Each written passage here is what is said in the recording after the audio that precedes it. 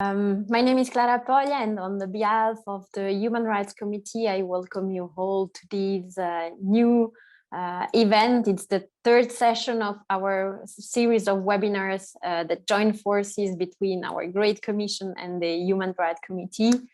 I cannot start this webinar without addressing all our thoughts and warm wishes to all the people, colleagues, and families that are suffering from what is happening in Eastern Europe.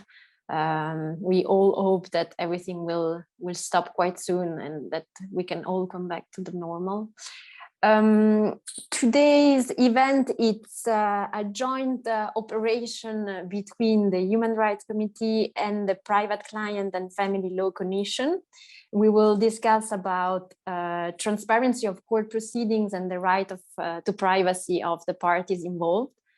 Which is gives a raise of some contrasts that are interesting to touch upon. A teaser of our next event, which is foreseen for the 21st of April, and which will be a joint work between the Human Rights Committee and the IP Technology, Media and Telecommunications Commission, which will discuss the use of blockchain for humanitarian purposes. I would like also to give a big thank you to our Brussels team for the organization of the event. We wouldn't be here without you, of course, and also inform all the participants that actually the session is recorded, so that if you ask questions, you may be recorded also at the end of the session. I leave now the floor to the excellent John Davis, who is the Vice President of the Private Clients and Family Law Commission, for him to introduce the panelists and to explain you a little bit more what will be discussed today. Thank you very much and enjoy the discussion.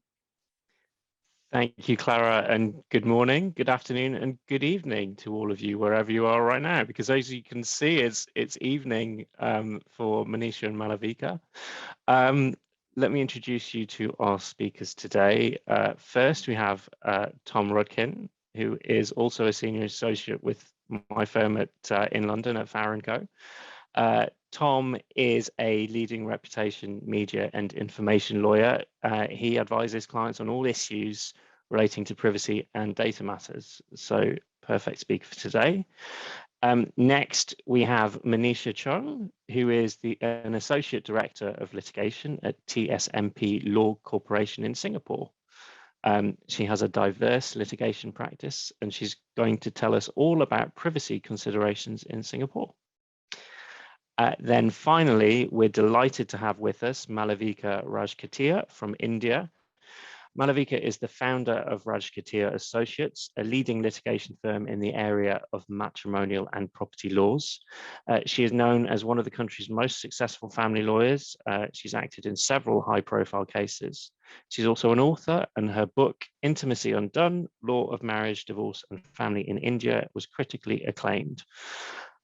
You may have noticed that each speaker is from a common law jurisdiction, so they all have historical links, those jurisdictions, but as we will hear, the approach to privacy issues in each jurisdiction has diverged.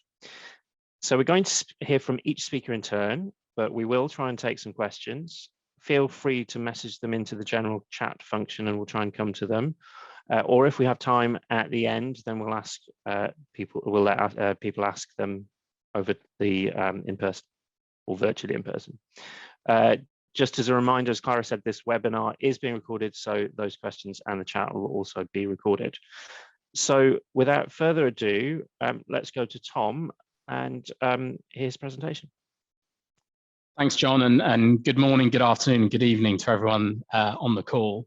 I'm going to touch on two separate angles to this from an English law perspective. I'm going to talk first a little bit about general civil proceedings, and touch a little bit on criminal law as well.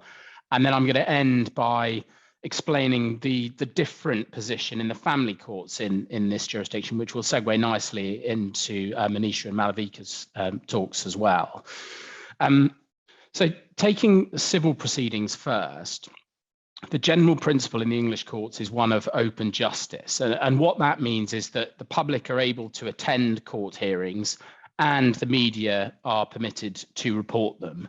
And during lockdown, that went as far as me being on remote hearings where a random member of the public would request to join a hearing and they'd be permitted to because of this principle of open justice. So anyone can go into the courtroom essentially. And the concept underpinning this is enabling public scrutiny of the way in which the courts decide cases, and also allowing the public to understand how the justice system works. And this is a very, very strong principle in England and Wales. Open justice is also the starting point from a human rights perspective. And that's underpinned in the European Convention on Human Rights, which I'm sure a number of people on the call will be familiar with, and specifically the right under Article 6 of the Convention to a fair trial, which includes a general entitlement to a fair and public hearing. But there are other relevant convention rights, specifically Article 8, the right to private and family life, and Article 10, the right to freedom of expression. And those two rights are obviously qualified rights in the sense they're not absolute, and they're also competing rights. So the privacy right acts in tension to freedom of expression. And in our jurisdiction, there's no priority of one of those rights over the other. So freedom of expression does not trump privacy, and vice versa, privacy doesn't trump freedom of expressions, which is a very different position to a jurisdiction like the United States, where freedom of expression is enshrined in the Constitution. And the general position is that freedom of expression tends to have a greater degree of precedence in a jurisdiction like the US. So the starting point is that all hearings are in public, and parties can't consent away from this. So if a hearing is not going to be in public, that's a decision for the court, or it's required under statute. So the only way you can guarantee a private dispute resolution process would be to go through arbitration, which is a private process. You can't consent away in the courts.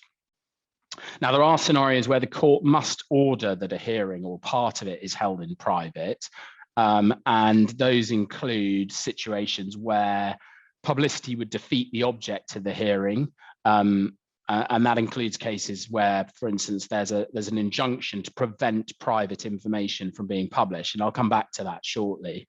Another example is where you have a case involving issues of national security. Now, for obvious reasons, those kinds of cases are heard in private, and there's very limited extent for the media to report on them. And that goes so far as anecdotally, I know someone who used to act as a judge in national security hearings, hearing cases where people who had been refused a job in the security services wanted to appeal that decision, and those individuals were not themselves allowed even to attend the hearing. So a party to that process is not permitted to attend the hearing. They will have a lawyer acting on their behalf, but they're not allowed to know anything about that process. So that is a context in which there are very, very strong limitations on open justice, but that's for fairly obvious reasons. Another example of where hearings are to be in private is where they relate to confidential information, and publicity would damage the confidentiality. But I don't want to overstate the extent to which confidentiality stops the hearing being in public. It's a pretty high threshold, that. So simply because we're the hearing is about private or confidential information, that is not enough in its own right to stop it being in public. So that is a high threshold. Fourth example is when private hearing is necessary to protect the interests of a child or another protected party, and children are generally receive very high protections in English court proceedings, as I'm sure they do in most other jurisdictions. And then there are some cases where you have without notice applications to the court, i.e. where the respondent to an application is not informed of the process, and it would be unjust to them ultimately if that hearing was held in public when they haven't had an opportunity to respond. But again, those cases are quite few and far between. The other way in which open justice can be limited is where the parties themselves are anonymized, or particular parts of the hearing are restricted in terms of what can be reported. But parties can only be anonymised if, and only if, it's necessary for the proper administration of justice and to protect the interests of the party or a witness. So the threshold for these deviations from open justice is a high one, and the broad principle in order for them to apply is one of necessity. Is it necessary for the proper administration of justice or for some other reason like national security for there to be a deviation from open justice? And by that, again, I mean people being able to attend the hearings and media and others being able to report on them. And as I say, the mere fact that the case relates to private or confidential matters is not sufficient on its own to permit a hearing being in private or for steps to be taken to anonymise the parties. And to pick up on one of the themes that was set out in the invitation to this event, there's no special rule for people in the public eye or for high-profile individuals or celebrities. So you can't simply say that because there's a higher risk of media scrutiny, you're entitled to anonymity or some kind of privacy in the court process. That might be a factor that goes to it, but it's not in its own right a key factor. Privacy and confidentiality do arise in a number of areas of case law where the courts have taken the approach of limiting the ability of the media to report. It would be impossible for me to talk through those in detail in today's webinar.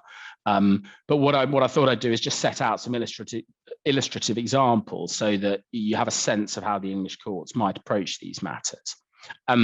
Probably the most high-profile example of restrictions on open justice has been the use of interim injunctions to prevent publication of private information by national newspapers and broadcasters. So this is before information is published. And in the UK, we had a very, very high-profile spate of injunctions in the period from about 2008 to 2011, which were designed to prevent tabloid newspapers from publishing the private lives of celebrities and business people. And the key principle underpinning these cases was that if an injunction preventing the publication of private information is to be effective, then there needed to be restrictions on what could be reported about the proceedings. It would defeat the object of the injunction if the court could tell you, or rather if the media could tell you who was filing for the injunction and what they were trying to prevent being published. That would be a circular argument and clearly it wouldn't work. But even in those kinds of cases, the courts will do what they can to enable there to be a public judgment and reporting of the case. And the way they've tended to approach this is by anonymizing the parties, but allowing the media to report and the media and others to report on what the decision was based on. So a lot of these cases, I was about to say coincidentally, maybe not coincidentally, involved Premier League footballers in England. And you would never tend to know who the footballer was, but you would be able to get a sense of what the case was about. And it was usually an allegation of an extramarital affair or something similar. So very private information. And nowadays, that kind of information, it's very difficult to report very difficult for newspapers to report. But back then, the quotes kiss and tell story, as it's known in this country, was quite common. And so there were a lot of cases in that field. And there've been some more recent cases in that context, one of which was a very well-known case called PJS, which went to the Supreme Court. And in that instance, it was again designed to prevent the Sun newspaper from reporting some very private information about a high-profile individual. Some of that information was already in the public domain. So it had been reported in Scotland, it had been reported in the United States, but the court still came to the view that, firstly, the individual filing the application should be anonymized, and secondly, the information shouldn't be allowed to be published. And that was based on intrusion rather than it being fully private, because you could have found out who it was if you'd gone to the publication in the United States, but the extent of intrusion of that information being published on the front page of an English newspaper would have been very great. It's worth saying that there are some examples of these cases going very badly wrong. Perhaps the most high profile of those was the footballer Ryan Giggs, who successfully obtained an injunction against the News of the World newspaper, which is, as many of you on the call may know, is now defunct. His case fell apart because there was a lot of antipathy among politicians to footballers using these very expensive injunctions to stop details of their private lives being published. And an MP in Parliament used something called parliamentary privilege, which is essentially an immunity from lawsuit, to name Ryan Giggs. Now, one might have had sympathy for Mr. Giggs, although it's subsequently transpired that his activities perhaps didn't elicit as much sympathy as one might have expected. I think the other interesting trend that we've had in this jurisdiction is a recent spate of cases involving privacy rights relating to criminal investigations. We have statutory rights, for example, lifetime anonymity for victims of sexual offence cases. But until now, we haven't had any kind of right for individuals under investigation for a criminal offence. And there is no statutory right for that. But there have been several cases recently which establish that someone who's under investigation, i.e. before they've been formally charged by the police, has a reasonable expectation of privacy in relation to the fact that they are under investigation. And the most high profile example of this was a case involving the musician Sir Cliff Richard, who unfortunately wasn't able to stop publication before it happened because the BBC gave him 30 minutes notice of the fact that police were descending upon his home in the UK. But he did successfully sue the BBC, who reported on the fact that he was under investigation by the police for historic child abuse offences before he'd even been arrested or charged. And he'd only found out that the police were raiding his house about an hour before the BBC broadcast came out. So it was extremely damaging to him. No criminal prosecution was ever brought. And there have been subsequent cases that go further in establishing this principle. Now, this is quite unusual in England because the principle of open justice, particularly around criminal cases, is very strong, but it's an indication that perhaps we're moving a little bit further towards privacy. I'm going to talk very briefly about the family courts and then hand back to John. The position in the family courts is very different. And this arises from the fact that, as we all know, cases generally concern sensitive, very private matters relating to children, family life and finances. Perhaps most importantly, children's rights are often engaged. And as I say, there are statutory provisions that protect children in court proceedings, which apply very much in the family courts too. But it's also been the norm that reporting of family cases, even relating to the affairs of adults within those proceedings, is highly restricted. And family hearings are generally heard in private and are also restricted in terms of what the media can report. So whilst the media can attend a hearing that's heard in private, their ability to report the proceedings is limited.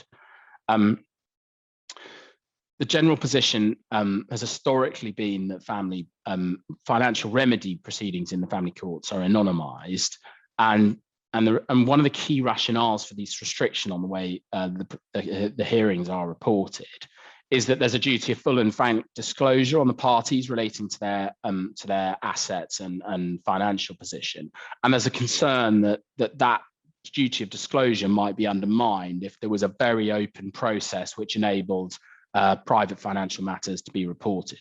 But it looks like we may be moving into a situation where we have more openness in the family courts, and that's due to a recent review carried out by the president of our family division in the High Court, and he's very clearly said that he wants to prevent the family courts from being an outlier to this overarching principle of open justice.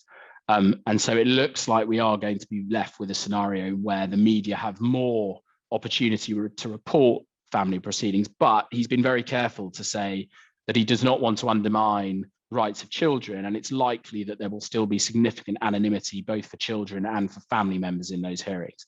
So that's a bit of an open space at the moment, and time will tell how it transpires, but I'll leave that thought with John. Thanks, Tom. I'm going to come back to the issue of children and family proceedings, I think, at the end in the context of the questions, but it's something that as an English family lawyer, we've got very used to things being almost completely in private and almost guaranteed to be in private. And it's, from my perspective, it's quite a scary thought to be moving beyond that, but we shall see. Manisha, can we turn to you? I think that you have some slides to show. Yes, I do. John, just before I begin, I have about 10 minutes to speak. Is that right? Yeah, 10-15 minutes, yeah. Great.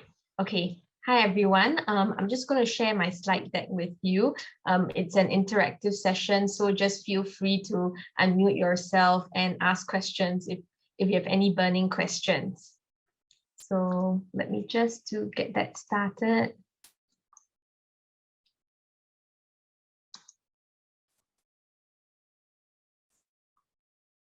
Hi, everyone. So my name is Monisha, and thanks for having me today. I'm a lawyer from Singapore, and I handle a diverse range of litigation matters. And one of my main practice areas is servicing high net worth clients. So I'm going to speak a bit about the Singapore perspective, and some of the answers and that I might give you might seem a bit unfamiliar, so don't worry about it. So I'm just going to briefly touch on whether there's a right to privacy in Singapore and whether court proceedings are open in Singapore and if there are any exceptions to the general position. So in Singapore, there is no right to privacy. And I know this comes as a shock to many of my friends in Europe and other jurisdictions, but it is what it is. So there is no express right to privacy under the Singapore Constitution, and there is no implied right to privacy either. So the key case in Singapore is the case of, hold on, let me just, Lim Meng Swan and another against the Attorney General of Singapore. So the brief background facts to this case are the fact that in Singapore, consensual sexual relations between two men are criminalized, even if this doesn't happen in public and it happens behind closed doors at home. So there have been many instances where people have tried to overturn this or declare it unconstitutional, but that has not succeeded in Singapore so far. So one of the arguments that was brought up in this case is whether this article, Article 9(1) of the Singapore Constitution, implies a right to privacy for all Singaporeans. And the answer is no, it does not. So the court gave 3 reasons, and they said the first one was that an interpretation of Article 9(1) of the Singapore Constitution would be contrary to established Singapore jurisprudence. So based on case law precedents, this Article 9(1) does not give Singaporeans a right to privacy. The second one is that the court was very clear in that a narrow interpretation of Article 9(1) of the Singapore Constitution had to be undertaken such that personal liberty referred to physical personal liberty of a person.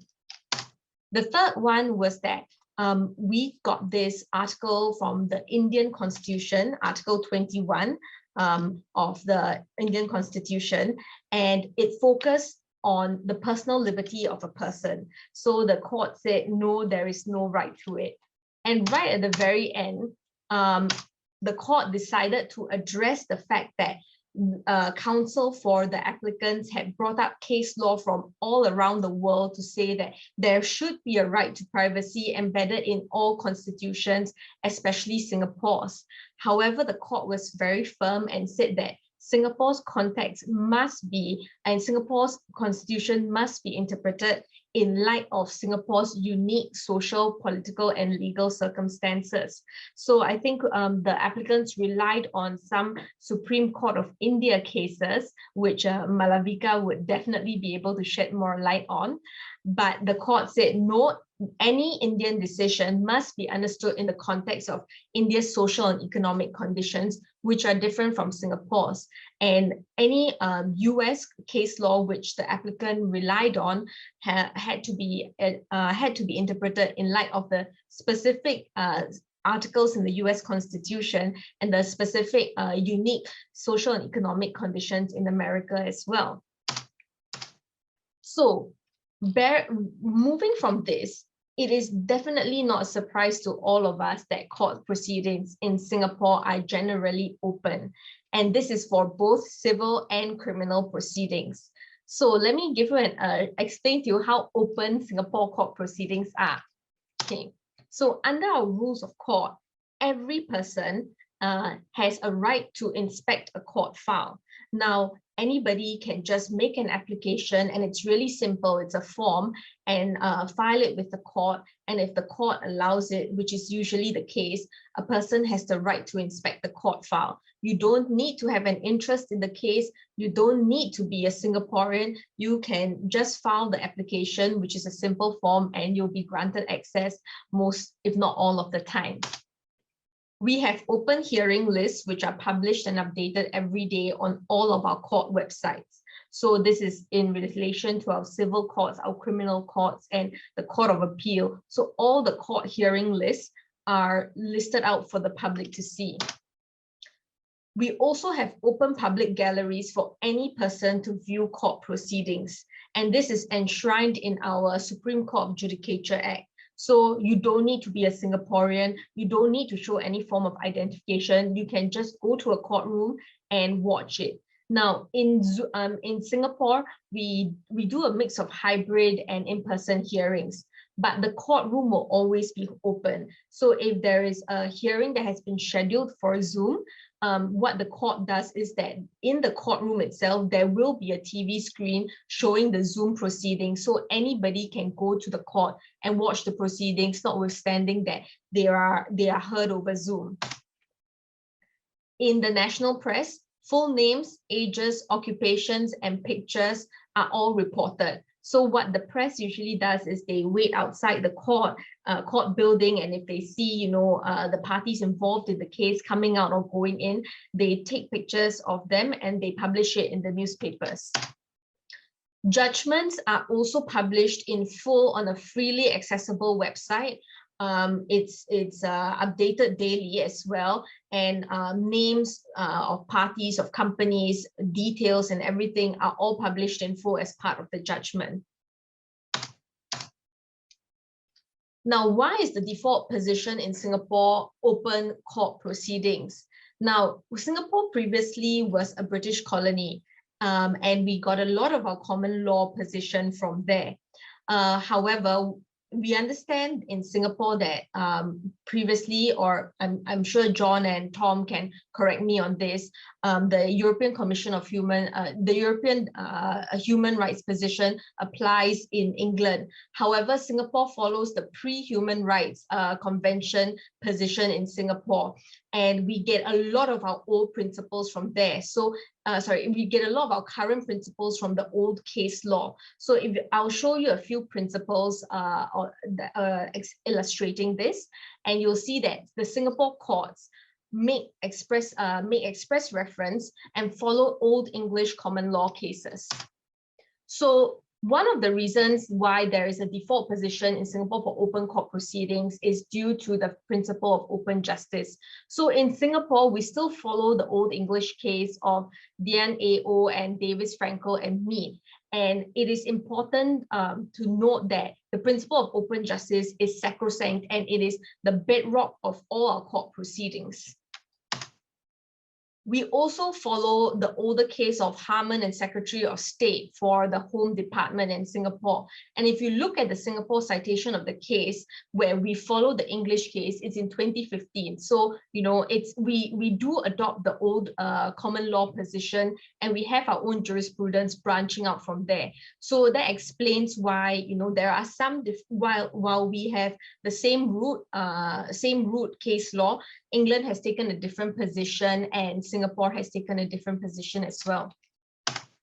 The third principle is explaining why there is a default position of open court proceedings in Singapore is to promote confidence in the judiciary. And it is again an offshoot of the principle of open justice. Justice must not just be done, it must be seen to be done to promote confidence in the judiciary. So there are notable exceptions to the default position of open court proceedings in Singapore. But what are these notable exceptions, and how do they, what are the mechanisms that are being used? So the first one that is used is something called sealing. Sealing means that nobody has access to the court file at all. Only the parties to the case and the court has access to the court file. And this means that anybody who tries to enter a courtroom to watch the proceedings cannot enter. On the hearing list, the names of the parties are anonymized, and all the proceedings and all the papers filed in the court file are not allowed for inspection. The second type of an exception to the default position of open court proceedings would be gagging and anonymizing. So basically, you are still allowed to inspect the court file, but you are prevented from publishing details and reporting on it in a way that identifies the parties in the court file. So this gagging order and anonymizing order not just applies to the media, it applies to everybody. So the media can go and look at the court file and they can report on it. It's just that they cannot write anything that will identify people. The third one is redaction. So redaction is, you know, where you file documents in court, and if the court gives you the order, you can file a version where you've redacted the names and identifying details of the party and refile the document, so that if anybody inspects the court file, all they see is a redacted version. So those are the three main ones. And of course, the court in Singapore has the jurisdiction to prevent any abuse of process or any miscarriage of justice. So they have the inherent power to do any other flexible orders if the situation requires it. You know, just to touch on what Tom said as well, in Singapore, there are extremely strict restrictions in relation to children and young persons. And this means people who are younger than 18 years old. So we have an act called the Children and Young Persons Act, and it's mainly dealing with children who are involved in court proceedings, not just, you know, family-related proceedings, but in the unfortunate situation where children are themselves the subject of court proceedings because of certain behaviors or crimes they may have committed. So no matter whether the child is the subject of the proceedings, the victim or the accused, or even just a witness or tangentially involved, there are safeguards in the Children and Young Persons Act to make sure that these children and anybody who is 18 and younger who are involved in such proceedings have the requisite protection, and the protections continue even until after they're 18 years old. So let's say they've committed a crime when they're 14. It doesn't mean that the file is unsealed or ungagged when they turn 18. The file will continue to be sealed for the rest of their lives. The other main category of exceptions is that the court will usually allow gagging orders for protection of victims and witnesses of crimes, especially those of a sexual nature. The reason is because the court believes that it takes a lot of courage for these victims to come forward and put forward their position and to even make the report, and for witnesses to testify in support of a certain position, and you want the court is interested in doing justice, and they would prefer that the witness and the victim tell their side of the story without any fear of retribution from whoever that might be. So there are safeguards in our Criminal Procedure Code and Women's Charter to protect victims and witnesses of crimes. Usually these applications are taken out by the prosecution, and the court readily grants them to aid in the administration of justice. In family justice court proceedings, there is a blanket decision and position in Singapore to protect children, that the court will allow the gagging of all references to children. This is because the stress of a divorce or any family justice court proceeding in Singapore is high enough. So the children and the welfare of the children is paramount. So the court always makes sure that there are safeguards to protect the identities of the children.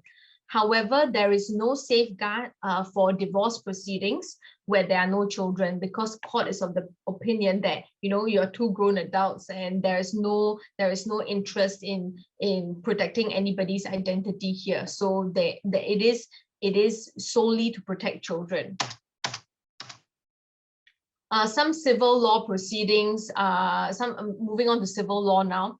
In Singapore, arbitration is one of the recognized categories of proceedings where parties can take out a sealing order. So it is an exception to the default position of open court proceedings. And lastly, there have been applications to the Singapore court where parties have asked for the inherent jurisdiction of the court to be invoked so as to aid in the administration of justice. And for that, the people who are, or the parties who are applying for a sealing, gagging, anonymization order under this provision have a very high threshold to cross. But if they manage to cross it, the court is willing and has agreed to gag, seal, anonymize, and redact proceedings. So looking to the future, in Singapore, the law of privacy, the private law of privacy is developing. That is the judicial position. And in terms of the public law of privacy, we have started to recognize that even though there is no constitutional right to privacy in our constitution, the Singapore legislature has started to recognize that with the advent of social media and how fast information travels nowadays, certain types of information must be protected, and that's personal information. So we have amended our Protection from Harassment Act in 2019 to target offences such as doxing, where a person's personal information or any identifiers you put on the public platform for the sole purpose of harassment. So in terms of Singapore, we have a very different approach from England and India, even though we came from the same root. So it's interesting to see how we have developed.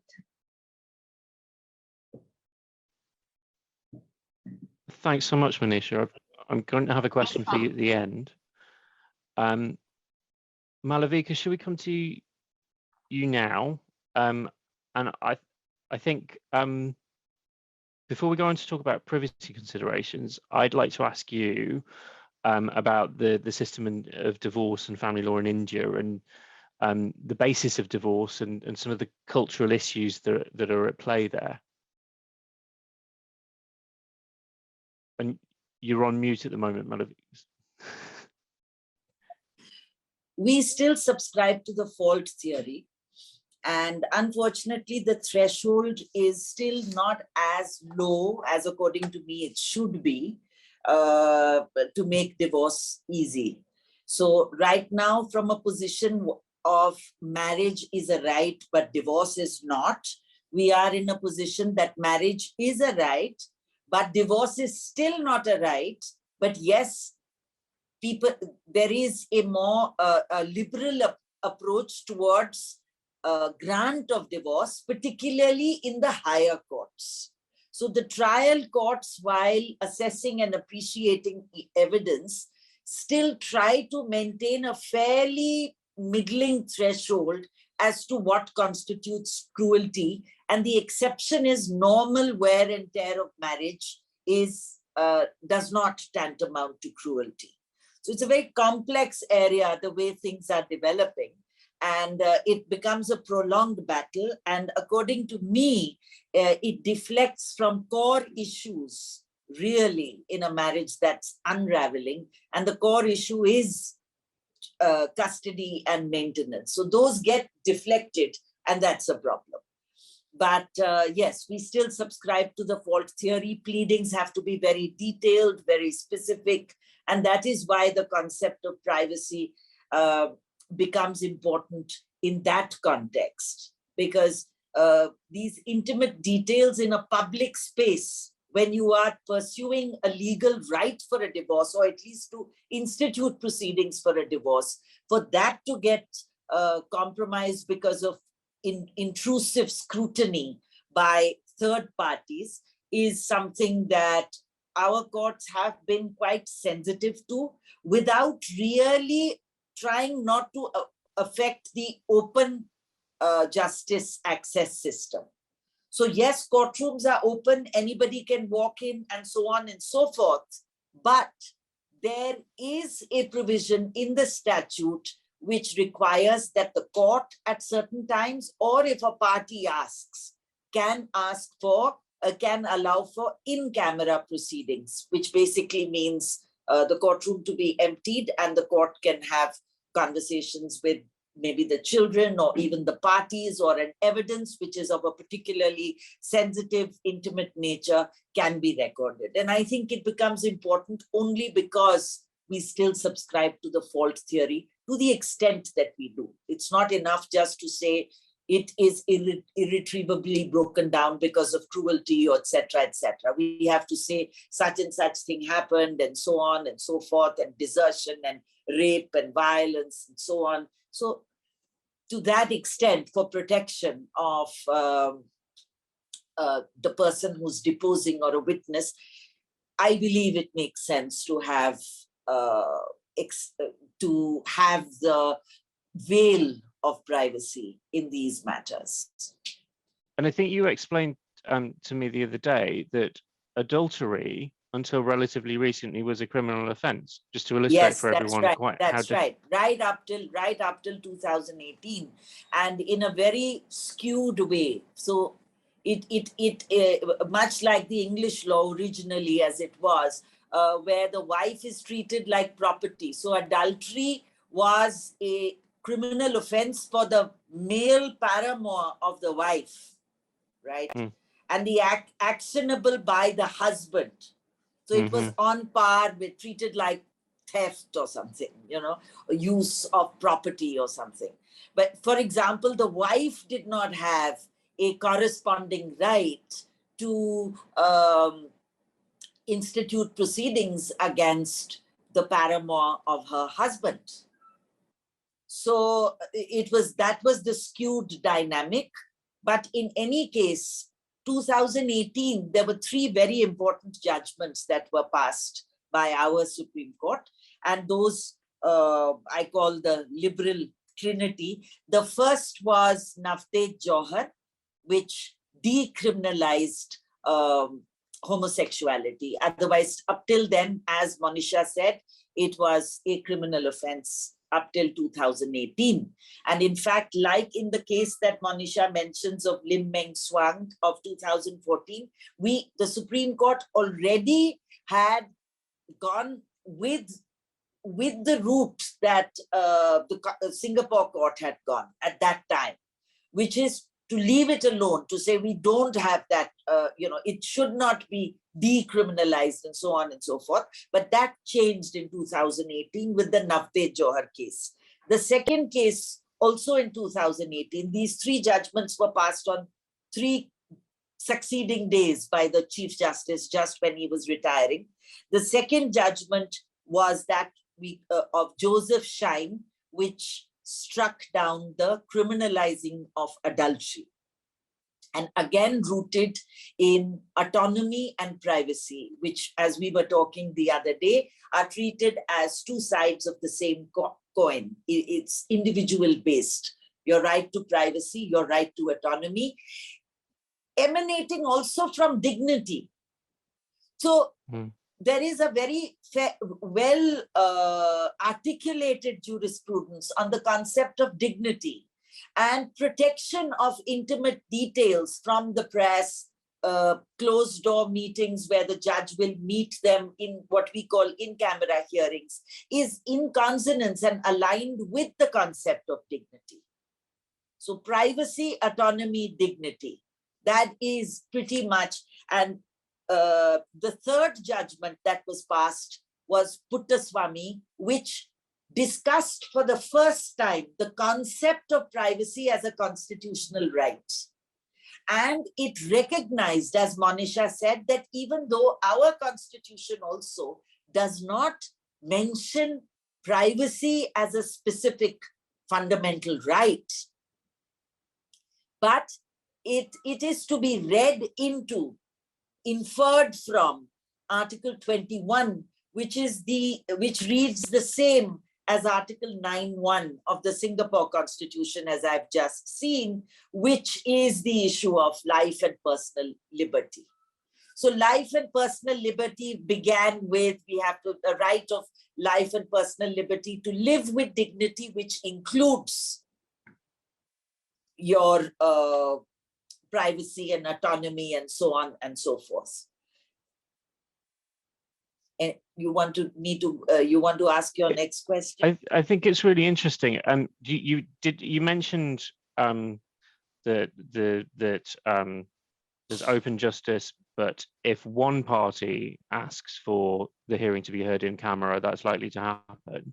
Yes. Are there ever disputes about that? If never. I mean, it would be treated as, for example, I'm representing a public person, a high-profile politician, etc., and his wife is resisting the divorce on the ground, basically, whatever, basically saying it's not my fault and I don't want to give the divorce. That is also a cultural context, because one of the questions you had asked earlier was, what is the cultural context? And cultural context is that divorce is treated as a stigma, particularly for women.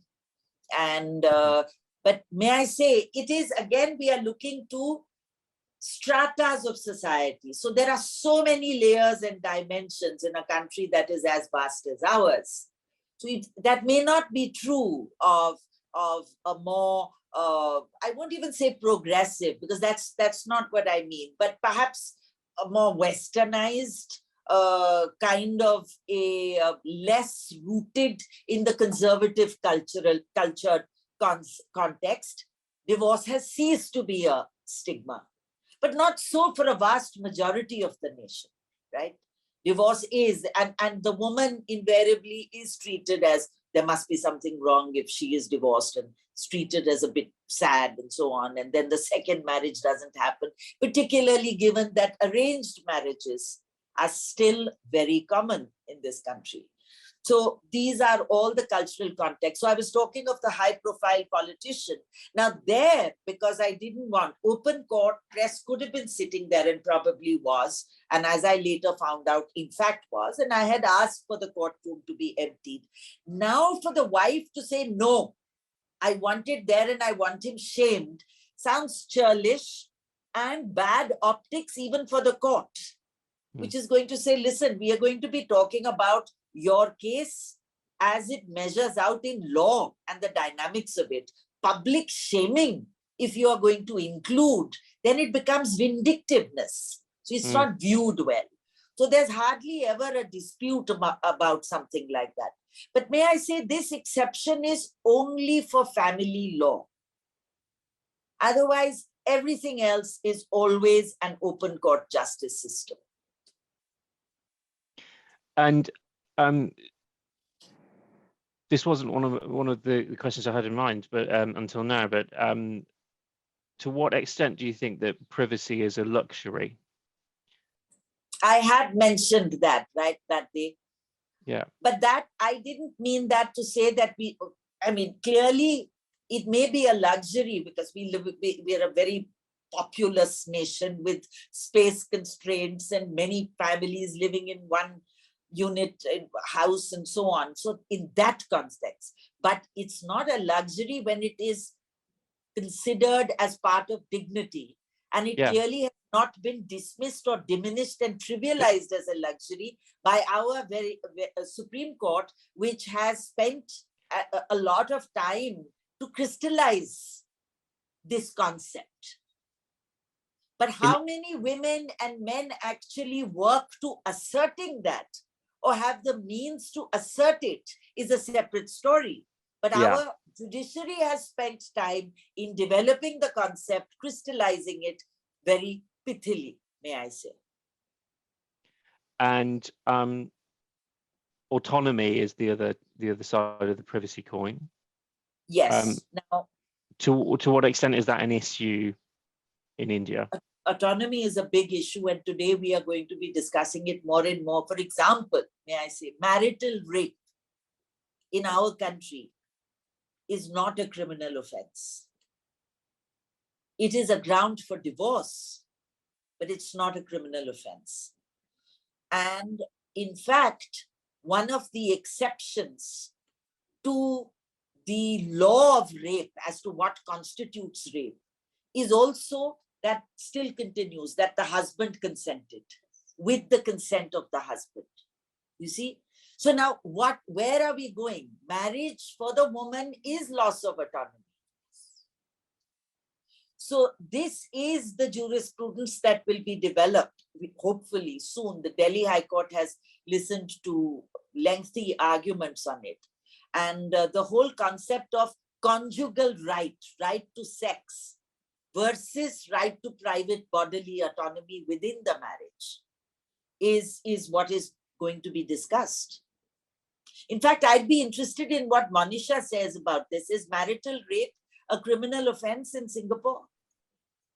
It was recently criminalized, but for a very specific set of circumstances. So marital rape in general is not a criminal offense. Yeah, right. Yeah. Right. So I would be interested. In fact, I'll ask you for that judgment and perhaps share it with the Delhi High Court as well, because it'll be a small step if we get even that far. I think I'm right in saying that it, actually in terms of England, it only became an offence in the 90s, in the early 90s, right. which is horrific to think. But it's fascinating to hear you talking about these issues as well, and conjugal rights as well. Yes, and conjugal rights, you see, there are feminist arguments that are talking about conjugal rights. For example, right to absence of sex is a ground for divorce. Somebody can say there has been no sex in my marriage for so long, etc. That's a ground for divorce. Now that creates a corresponding duty. Now, if that is a corresponding duty, then how free is the sex in the marriage? So I actually had occasion to argue on, all right, but may not be as often as he would like. Now, who's to decide? So it's a very complex issue over decades, articulates into something. And it sounds like from a divorce perspective, you would, to resolve that, you would need a wholesale reform of the statute. Do you think that's right? Or well, our statute, sorry, have I what? What have I done? Oh, okay, sorry. I don't know what I've done. Okay, is that better? Yeah. Yes. Okay. So, sorry, what were we saying? The statute, yes. You see, what is interesting about our statute is that we could simply drop the threshold. And if we did not have such high threshold with regard to probabilities, it need not be a preponderance of probabilities to establish a fault. It's enough on the balance of probabilities. So forget beyond reasonable doubt. All right, in civil cases, that doesn't happen. The next level would be preponderance of probabilities. One lower threshold would be balance of probabilities. And balance of probabilities, if it's low enough, would pretty much give you the, we can continue with reading and watering down the reading of this particular statute the way it is, rather than wait for Parliament to come out with new laws and so on, which can take so long. So judges can actively and have been. Some judges have been, Delhi High Court particularly, has been reading down the current matrimonial statutes to say, look, what was the statute of 1956, amended in 1976? We are now in the 2000s and 2021 and so on. In that context, in an ever-changing society, modernizing society with greater autonomy and recognition of the individual, let us bring down and not make marriage such an oppressive institution. That's broadly been the approach. So we will bring down fault threshold, match it, mingle it with the irretrievable breakdown theory, and allow the divorce, because it is cruel. In fact, it's systemic cruelty to the parties to expect them to continue in a marriage that they just don't want to be in. Thank you, Malavika. That's been really interesting. Should we go to questions from everyone? Because I'm conscious of the time. And does anyone have a question?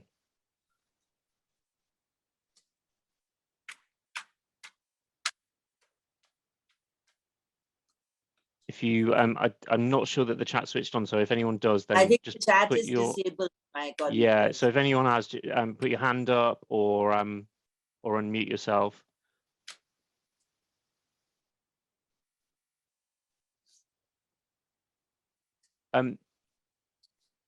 Manisha and Tom, one of the things that oh, Clara's got one. Sorry, Clara. And just thank you, John. Just one question to Manisha and also Malika. The reason behind the willingness to have such an open justice is I suppose to show that the justice system function. But I recall, yes, Manisha, that from our discussion during the preparation, you also had another point of view on the reasons behind it. Yeah, so in Singapore, and this is part of our national education, Singapore has something called 5 shared values. And one of them is nation before community and society above self. So there is some interest. In fact, there is a lot of interest in educating the public about what needs to be done, what cannot be done, and what should be done. So here, in terms of open justice, one of the other reasons is also to educate the public, to let them know there is no, this is how you must behave, this is how society should be ordered. And if you do not adhere to the rules, we are a country of rule of law, these are the consequences that face you. So I'm just going to bring up 1 or 2 cases where even though the victims of the offenses were children, the gag orders were actually lifted to name the people who had named the murderers who had murdered them or raped them, because there was felt that it was in the interest of justice and public information for the public in general to know that these crimes had happened and these were the offenders. And the court agreed in those situations to lift the gag order, notwithstanding, the huge protection that's afforded to children that I talked about, because the victims in these cases had died. So even though they were children, the public interest in knowing the offenders, who they were, what they did, and what the harsh punishments and consequences were for their acts was greater than protecting the children's identity.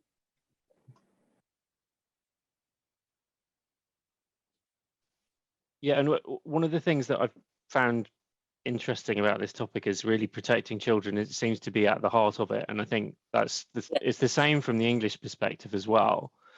And I think Tom is right that the restrictions on reporting in English family proceedings really start from the children work, and have probably expanded from there to financial remedy. Yeah, exactly. I mean, the statutory restrictions that prohibit reporting on family cases relate only to children. But what's happened is that there's become, through case law, a kind of general approach of a wider degree of restriction that extends to financial information relating to the adults as well.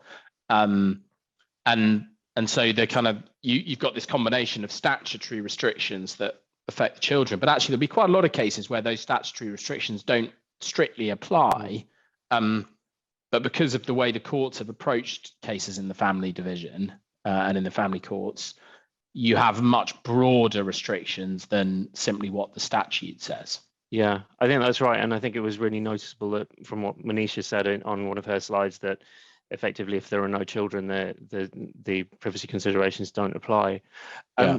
Everyone, I think it's 1 o'clock now, so we've run out of time. But we've seen 3 different common law jurisdictions, 3 very different approaches, but actually quite a lot of similarities as well. Thank you everyone for joining today. Hope you've enjoyed this session. Thank you to all of our speakers again. Thank you to Clara, and thank you to the Brussels office and everyone behind the scenes. So hopefully we'll see you again on the next webinar.